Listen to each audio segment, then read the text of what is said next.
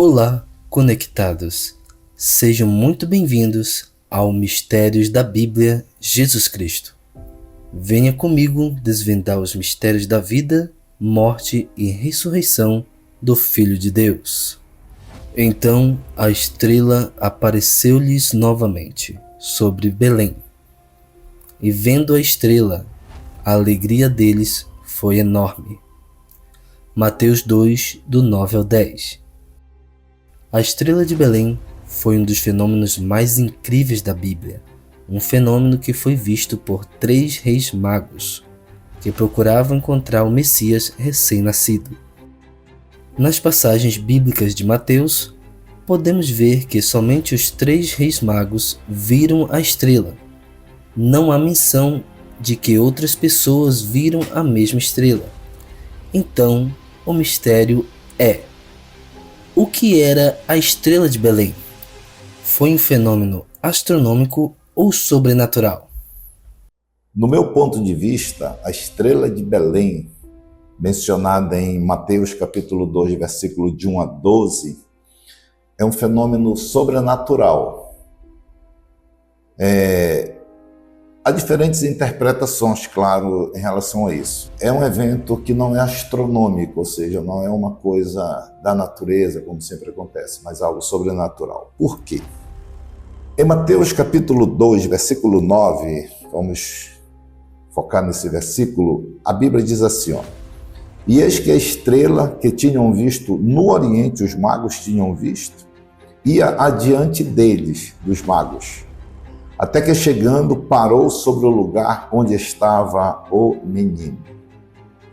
Amados, eu digo que é um fenômeno sobrenatural porque a estrela, como diz a palavra de Deus, ia adiante deles, ou seja, ia guiando os magos até onde estava o menino Jesus. Ela se movia num propósito inteligente de Deus.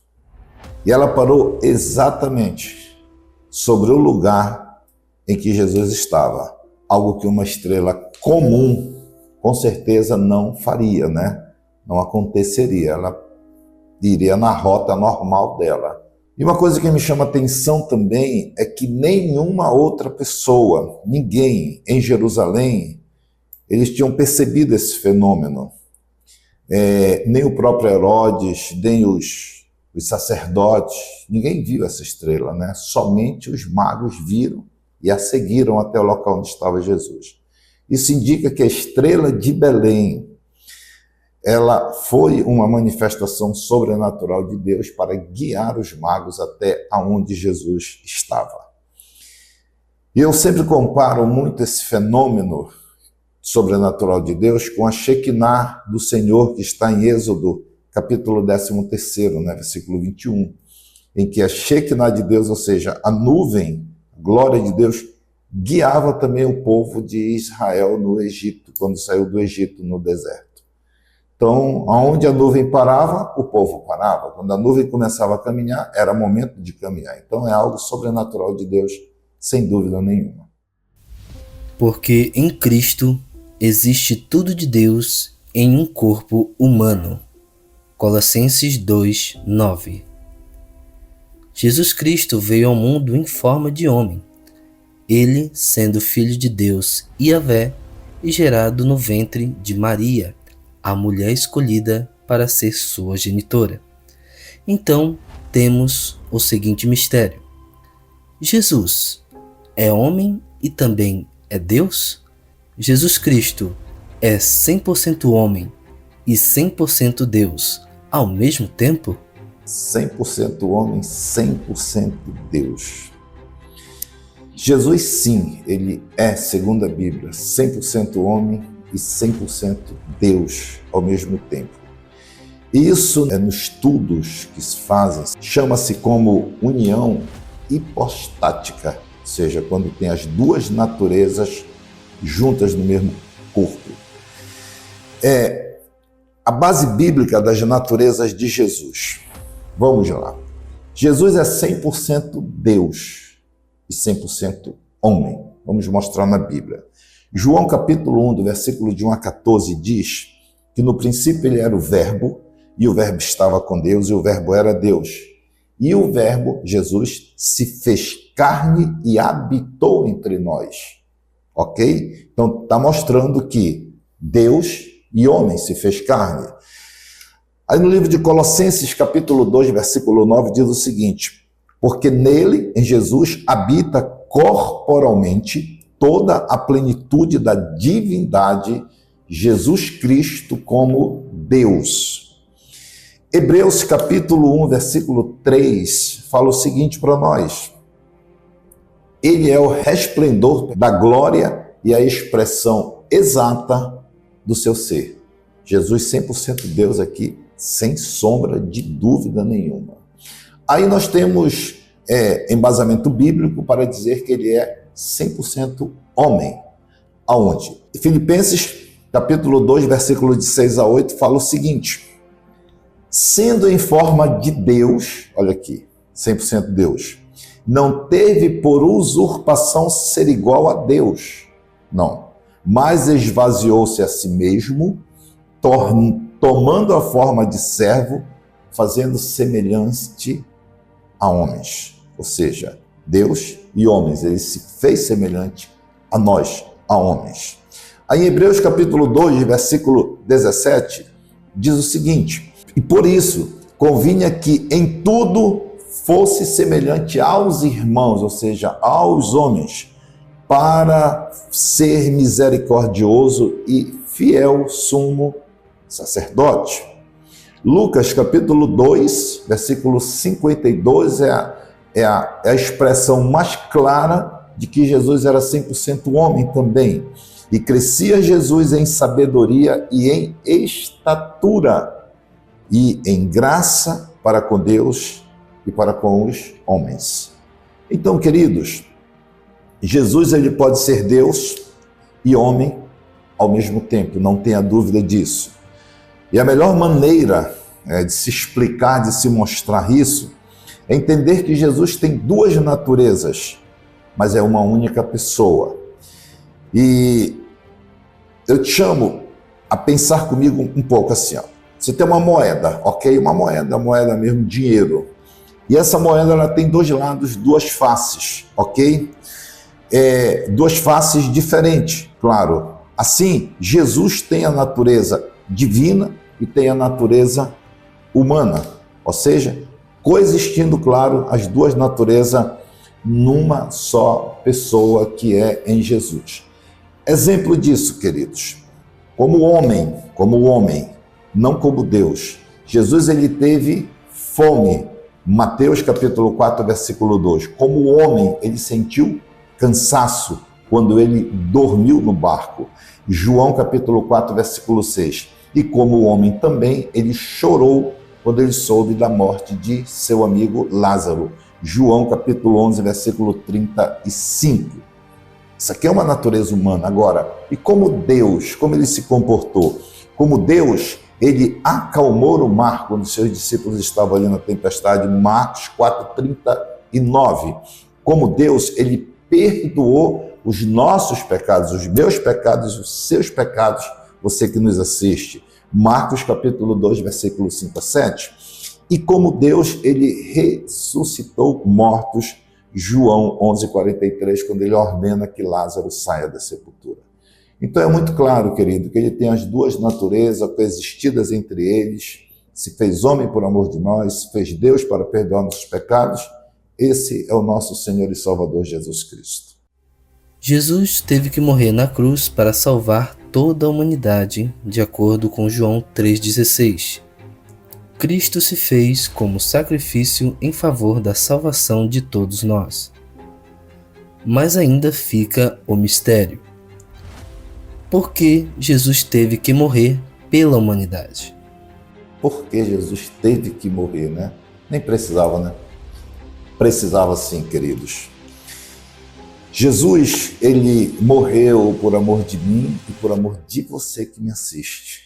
E por amor de nós. Foi por isso que ele deixou a sua glória, deixou o seu trono e veio aqui para cumprir o seu chamado, cumprir aquilo que Deus havia designado e entregue na mão dele a grande missão de salvar a humanidade.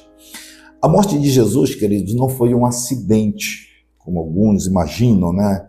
Mas um plano divino para a salvação da humanidade. A humanidade estava morrendo em pecado, estava na lei, não tinha como cumprir a lei. Deus mandou seu unigênito Filho Jesus Cristo para morrer em favor de toda a humanidade. E ele morreu para cumprir a justiça de Deus, pagar pelo pecado e restaurar o relacionamento entre Deus e os homens que Adão e Eva tinham quebrado esse relacionamento. Vamos entender isso de forma clara e bíblica, amém? Para que fique tudo muito bem esclarecido.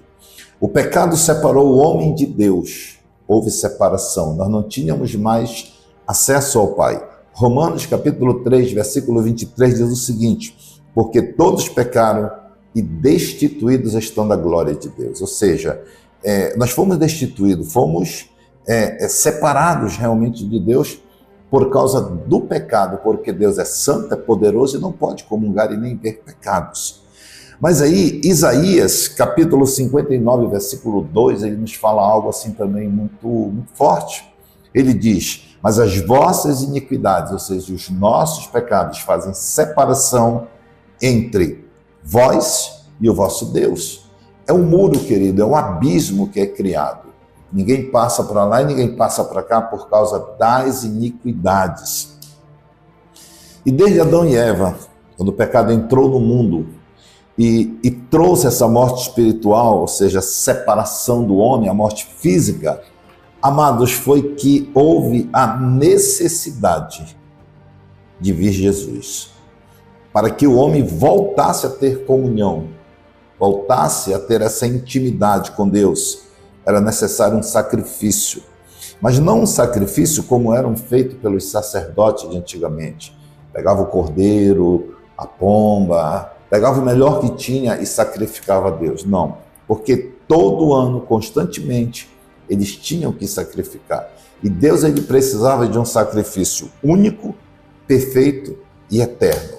E o único capaz de fazer isso chama-se Jesus Cristo, para que fosse paga a dívida de pecado que nós tínhamos com Deus. Romanos capítulo 6, versículo 23 diz o seguinte: porque o salário do pecado é a morte, mas o dom gratuito, ou seja, o presente gratuito de Deus, é a vida eterna em Cristo Jesus. Ele morreu, queridos. Por que Jesus morreu? Porque era a única forma de nos salvar, não tinha outra forma. Ninguém conseguia cumprir a lei. Desde que Adão e Eva morreu, foi estabelecida a lei, foi estabelecidos os mandamentos do Senhor, e ali ninguém conseguia cumprir. Não tinha graça, não tinha misericórdia, tinha que cumprir. Acabou. Lei é lei, é para ser cumprida. O seu sacrifício, ele foi completo, perfeito e definitivo, existe até hoje, vai haver até o dia do arrebatamento da igreja. Ele ressuscitou e hoje, graças a Deus pela sua morte e ressurreição, eu e você temos livre acesso a Deus. Agora, nós temos 2 caminhos, eu e você. Eu já fiz a minha escolha, você que me assiste já fez a sua? Quais são, apóstolo, os 2 caminhos? O primeiro é aceitar o sacrifício de Jesus e viver eternamente com ele, segui-lo, fazer a vontade dele. O segundo é rejeitar esse caminho, esse sacrifício e, infelizmente, não ser partícipe da vida eterna. É uma escolha pessoal e foi por isso que Jesus morreu, para resgatar a mim e a você. Alguns teóricos afirmam que Jesus ressuscitou em espírito e foi visto em espírito por todos aqueles que presenciaram o fenômeno de sua ressurreição. Então, nosso próximo mistério é: Jesus Cristo ressuscitou em carne ou em espírito? Eu afirmo categoricamente, sem sombra de dúvida nenhuma, que a ressurreição de Cristo foi em carne. Não tem nem o que discutir disso. Lucas capítulo 24, versículo 39, ao que diz, Jesus, quando se aproximou dos discípulos, em que Tomé duvidou, onde Tomé disse assim: não, eu não acredito, eu só acredito se eu meter o dedo no buraco, se eu tocar no lado, então aí eu acredito. Ou seja, houve uma dúvida realmente da ressurreição de Cristo. E quando ele se dirige, ele diz assim, vede as minhas mãos, Lucas 24:39, vede as minhas mãos e os meus pés, que sou eu mesmo. Apalpai-me, ou seja, toca como tu diz, e vede, pois o espírito não tem carne, nem ossos, como vedes que eu tenho, ele disse. Então ali foi uma afirmação, sem dúvida, não tem nem, na verdade, o que muito falar sobre isso. A ressurreição dele foi em carne. Aqui Jesus prova que ele não era apenas um espírito, mas tinha um corpo real. Amém? E depois, claro, sabemos a história, sabemos o andamento de tudo que aconteceu com Jesus. Ele foi elevado aos céus para logo vir buscar a sua igreja. E quando ele foi elevado aos céus, aí sim o Espírito subiu para Deus e lá ele foi recebido com festas. Mas declaro, muita firmeza, sem sombra de dúvida, que a ressurreição dele foi em carne. Deus te abençoe, tenha uma extraordinária Páscoa com sua família, tua geração, com todos, em nome de Jesus. Muito obrigado pela sua audiência aqui no nosso canal Conectados em Ação.